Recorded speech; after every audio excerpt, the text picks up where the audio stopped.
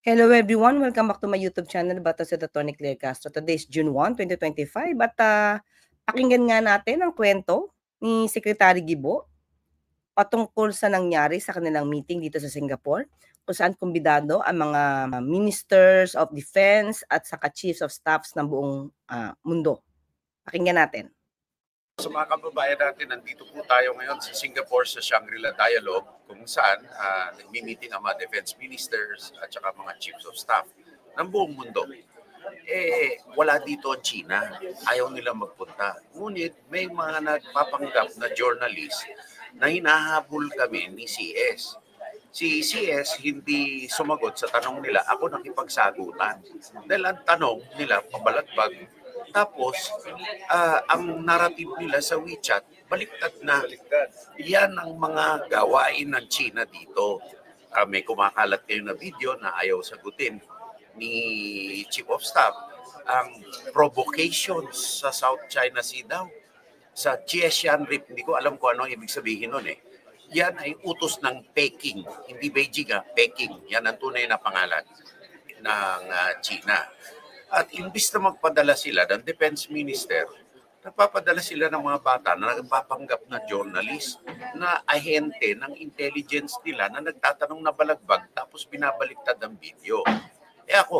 Nung ako tinanong, nakipagsagutan ako na matagal. Dahil tinanong nila sa akin kung tayo daw ay proxy lang ng Amerika. Sabi ko, hindi tayo proxy. Natural, Pilipino tayo eh. Pero sila magnanakaw ng teritoryo. Nagsagutan na kami nagsagutan. Hindi pa nilalabas yun.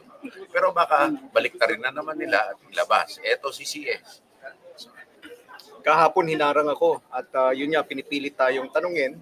Pero dahil nagmamadali kami, papunta kami dun sa isang meeting natin, bilateral meeting. Hindi ko sinagot. But then later on, naglabas sila sa WeChat, binaliktad nila yung istorya na umiiwas daw tayo sa mga tanong nila about West Philippine Sea at yun nga ang paratang nila na tayo daw yung nag-infiltrate or nag-encroach, pumapasok dun sa teritoryo nila. So, kanina nakita ko itong mga bata na to. So, kinawayan ko, hello mga agent ng MSS, hello, hindi na lumapit. Yun na mga yan hindi journalist yung mga. Kaya tama lang na iniwasan ni CS. Ako, akala ko tunay na journalist. Nakipagsagutan ako. Dahil Pilipino, inaagrabyado nila yung Pilipinas. Natural, sasagutin ko. Lalaban tayo. Hindi tayo papayag na api-apihin. Anyway, minabuti namin na mag-video dito kasi kumakalat sa WeChat ang mga karumal-dumal na ginagawa nila. No? Ganyang kababaw mag-isip itong China, imbis na mag-engage, binabastos ang mga proseso na ganito. At ito pa po, pakinggan po natin si Secretary Gibo patungkol sa kanyang obserbasyon regarding sa ating karapatan sa West Philippine Sea at sa relasyon natin with China.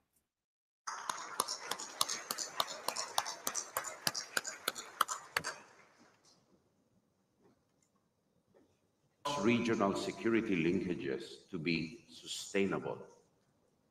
The Philippine position on the West Philippine Sea is not a function of Sino-American strategic rivalry.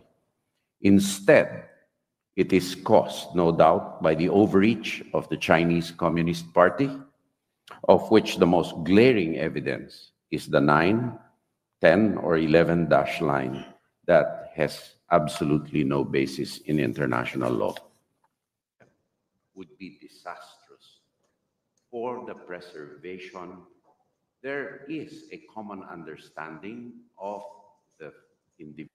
And the strategic competition between China and the United States increasingly defines our regional, global security environment. However, we must not overemphasize this reality. Doing so unfairly portrays the legitimate actions taken by smaller states, carried out as being carried out at the behest of major powers. as if we were mere pawns with no strategic agency of our own. In our interdependent world, ruptures in the international system, wherever they occur, if only we welcome them and show them the way. Because, I mean, thank you for delivering the third powerful speech of this morning.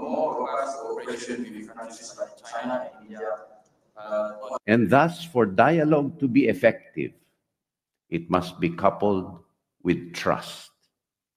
And China has a lot of trust building to do to be an effective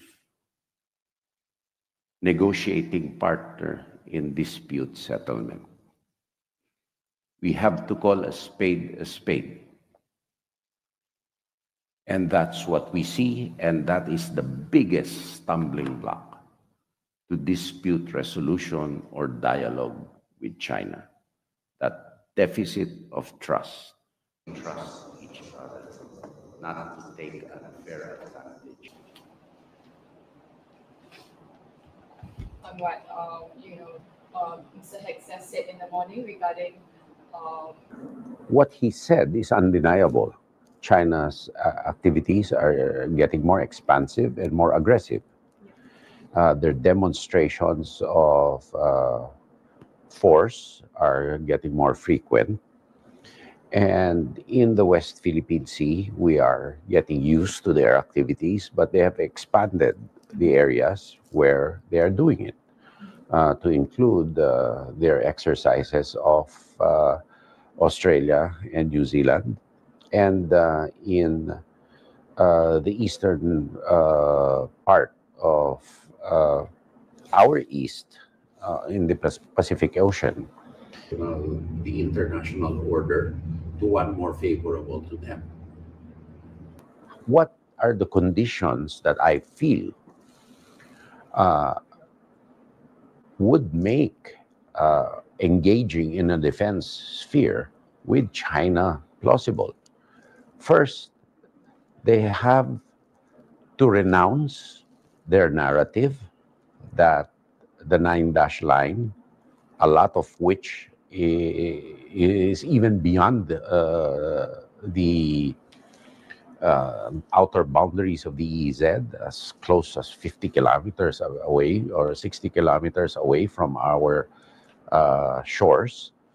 They have to renounce it as non-negotiable and as indisputable sovereignty and jurisdiction of China. To the US, as a country that's close to the US, but also has... Secondly, they have to prove beyond all reasonable doubt good faith. Third, they have to renounce the subterfuges that they use in order to try to reshape the international order to one more favorable to them. Fifth, to stop all nefarious activities to try to subvert our society.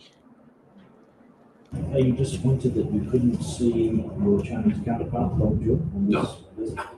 Well, I believe my foreign affairs colleagues are trying their level best to engage China, but on the defense side, I see what we have seen is that China has to overcome a deficit of trust and credibility that it has implanted not only in the defense establishment, but on the ordinary Filipino itself, himself or herself. The cabinet the first time. O ayan, maliwanag ang mga sinabi ni Secretary Guibo. Nagkakaroon talaga o meron ng deficit of trust sa bansang China. So kailangan talaga, kung may pag-uusap, dapat ipakita in good faith. At ang mga hiling ni Secretary Guibo, ang kanyang mga kondisyon, sana mapag-usapan ito na mabuti. Para sa kabutihan na rin ng dalawang bansa. Yan ang direktiba ng Pangulo, ilaban ang karapatan ng ating bansa, ilaban ang karapatan ng taong bayan. Sa pamumuno ni Pangulong Marcos Jr., ang mga leaders niya, palaban para sa bayan, para sa interes ng bayan. Hindi basta-basta itatapon ang anumang desisyon na pabor sa Pilipinas. Doon na barko, China na. Wala na tayo. Yun ang history, tapos nag-file sila ng kaso, nanalo tayo. Yung papel, sa totoong buhay, between nations, yung papel, wala yan. Kung sino yung tigas, United States, Britain, pagka ginusto nilang ganyan, tayo, nanalo. Ngayon, pagdating ko, ang barko nandyan sa West Philippine Sea, China boat, ship, tayo wala na. Tapos sabi nila, itong papel na sa kaso nanalo tayo, ipurso mo. Pinurso ko. Walang nangyari. Sabi, actually, sa usapang bugoy, sabihin ko sa iyo, bigay mo sa akin, sabihin ko, putang ina, papel lang yan. Itatapon ko yan sa wastebasket. Hindi basta magkakaroon at makikipag-usap ng secret deal na prejudicial sa interes ng mga kababayan natin at ng sarili nating bansa.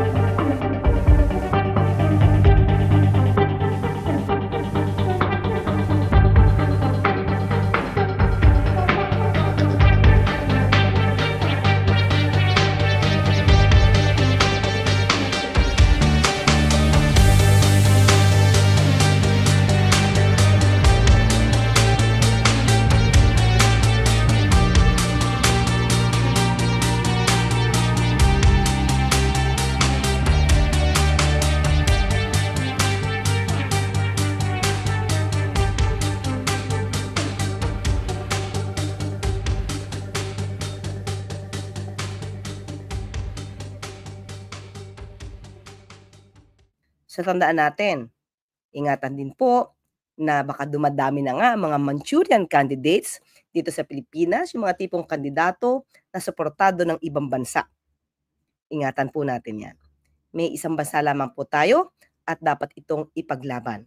So, kudos po kay General Browner at saka kay Secretary Gibo Teodoro dahil nakikita po natin ang kanilang katapangan na ipaglaban ang interes ng bayan at ng karapatan ng ating bansa. Hanggang sa muli, magkita't magkarinigan tayo. Ako po sa Tony Claire Casting Paparalang, magtulugan ng inyong karapatan. Bye!